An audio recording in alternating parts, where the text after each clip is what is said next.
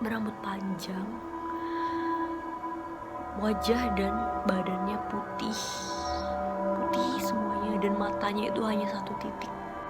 Kisah ini berdasarkan pengalaman pribadiku sendiri bersama keenam teman-temanku.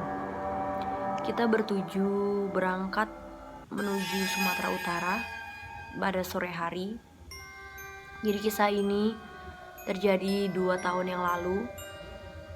Kita berangkat bertujuh. Kita dari Riau menuju Sumatera Utara. Kita memang mau liburan. Dan karena kita berangkatnya sore, jadi tengah malam itu kita masih berada di perjalanan. Dan pada saat itu aku lupa itu tuh tempatnya di mana. Kalau nggak salah itu di daerah Tapanuli. Jadi pada awalnya itu teman-teman aku yang supir, ada 2 orang supir cowok. Karena kita ngerasa udah ngantuk dan benar-benar nggak bisa lanjutin perjalanan, kita berusaha cari tempat untuk berhenti. Tapi benar-benar daerah yang kita lewatin itu masih daerah alam, sangat alam atau lebih ke hutan-hutanan gitu. Kita mau cari tempat yang banyak penduduknya, tapi nggak ketemu. Keburu supir yang ngantuk, jadi kita menemukan satu rumah. Rumah ini lampunya hidup, lampu terasnya hidup. Karena kita berpikir mungkin yang nempatin ada, kita berhenti di depannya. Kita tidur, supirnya juga tidur, agar perjalanannya bisa dilanjutin lagi, agar supirnya gak ngantuk. Kita berhenti, kita tidur, kita 7 orang. Jadi teman-teman aku semuanya ambil posisi tidur di dalam mobil, dan 2 orang lagi tidur di teras rumah yang tempat kita berhenti itu. 2 orang tidur di teras rumah, karena kalau di dalam mobil pasti sempit. Disitulah kisah itu dimulai. Aku dan semua teman-temanku mulai merasakan hal yang sangat aneh, hal yang kita gak sangka-sangka. Di situ kita mulai bermimpi satu persatu. Pada awalnya kita gak tahu kita semua mimpi barengan. Kita mimpi, kita dijumpai sama makhluk yang berwujud berambut panjang, dan semua badannya sampai ke mukanya itu putih, dan matanya itu hanya satu titik.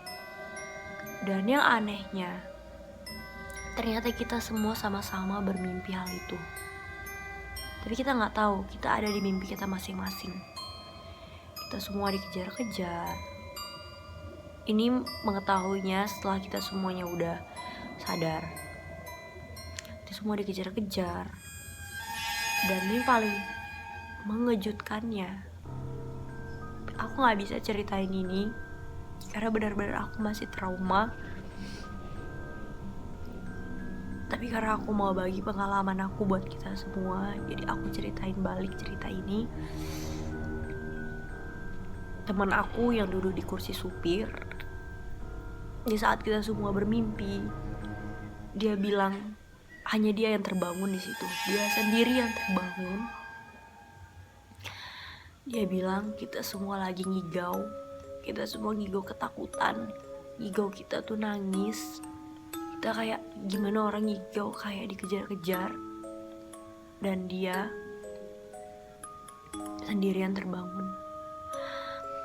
Dan hal yang paling mengejutkan, karena dia duduk di depan, dia duduk di kursi supir, dia lihat, ini berdasarkan kisah nyata, dia sendirian ceritain sama kita. Satu jengkal di depan matanya, tiba-tiba muncul sosok gaib, yaitu makhluk berambut panjang, wajah dan badannya putih semuanya, dan matanya itu hanya satu titik. situ hantu tersebut ketawa-ketawa. Terus dia tanya, teman aku sempat nanya, apa yang hantu itu mau? Dia hanya ketawa-ketawa. Dia tertawa sampai teman aku tutup mata. Dia bilang kalau aku tutup mata pasti hantunya hilang. Dan dia tutup mata, pas dia buka benar-benar hantunya hilang. Dan dia gak disangka-sangka, mimpi kami semua itu adalah makhluk itu. Kita dikejar-kejar, kita berusaha ditangkap. Setelah itu teman aku yang melihat hantu itu ketakutan, langsung keringat dingin dan membangunkan kami yang sedang mengigau, hampir menangis. Dan teman saya satu lagi ada yang sampai nangis. Kita dibangunkan dengan susah payah dan akhirnya kita terbangun. Kita bangunin teman kita 2 orang lagi yang tidur di teras rumah itu. Dan mereka juga mengigau sama seperti kami yang sedang ketakutan di dalam mimpi. Setelah itu mereka berlari masuk ke mobil. Kita semua gak sanggup ceritain. Di situ kita belum ada bilang, saya bermimpi. Gak ada yang sanggup berusaha mengeluarkan apa yang sedang terjadi pada diri kita masing-masing. Kita hanya berusaha cepat pergi dari tempat itu, meninggalkan tempat itu. Tapi seakan-akan kami semua itu udah tahu, kami semua itu berada di satu posisi yang sama, di satu hal yang mistis yang sama. Kita bergegas pergi, semuanya udah keringat dingin, semuanya gemeteran. Termasuk temen aku yang duduk di depan yang jumpa makhluk itu, udah gak sanggup ngomong lagi, dia udah gemeteran. Kita semua udah kayak mau nangis. Dan akhirnya ketika cahaya pagi udah mulai cerah, barulah kita sanggup menceritakan semuanya. Berbagi cerita, ternyata benar-benar kita benar-benar kaget sama kejadian itu. Karena ini benar-benar nyata sama terjadi sama aku sendiri. Kita kaget, makhluk yang ada di mimpi kita ternyata benar-benar nyata dan dilihat temen aku sendiri. Jadi pesan buat kita semua, jangan pernah berhenti di tempat yang kita gak tahu tempat itu tempat apa, di tempat yang kita gak tahu kisah di tempat itu apa. Jangan pernah berhenti. Kalau teman-teman semua sedang ada di dalam perjalanan, berhentilah di tempat yang ramai penduduk, karena kita gak tahu apa yang akan terjadi sama kita. Semoga gak ada lagi kisah-kisah seperti ini. Semoga gak akan ada lagi hal-hal yang terjadi. Kita gak tahu salah kita apa di situ. Ya, syukurnya kita masih selamat. Kita lanjutkan perjalanan kita ke Sumatera Utara. Walaupun sampai saat ini, kalau ingat cerita itu, saya sendiri masih shock, masih benar-benar gak terima. Karena di dalam semua mimpi yang mau dikejar itu adalah aku sendiri. Jadi aku masih trauma, aku masih takut. Tapi aku percaya ada Tuhan yang selalu menyertai aku. Aku percaya ada Tuhan aku yang lebih kuat dari hal-hal yang kayak gitu. Buat kita semua, jangan pernah lupa untuk berdoa dimanapun itu.